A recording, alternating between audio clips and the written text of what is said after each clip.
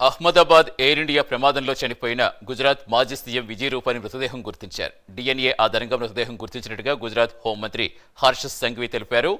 ఇప్పటికే రూపానీ కుటుంబ సభ్యులు ఆసుపత్రికి వెళ్లారు. రూపానీ కుటుంబానికి ఆయన పార్థివ దేహం అప్పగించనున్నారు.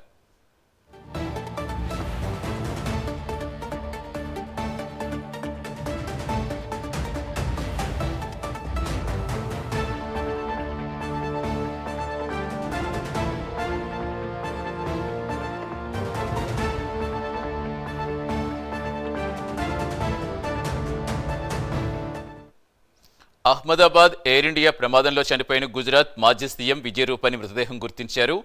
DNA ఆధారంగా మృతదేహం గుర్తించినట్టు గుజరాత్ హోంమంత్రి హర్ష్ సంఘవి తెలిపారు. ఇప్పటికే రూపానీ కుటుంబ సభ్యులు ఆసుపత్రికి వెళ్లారు. రూపానీ కుటుంబానికి ఆయన పార్థివ దేహం అప్పగించనున్నారు.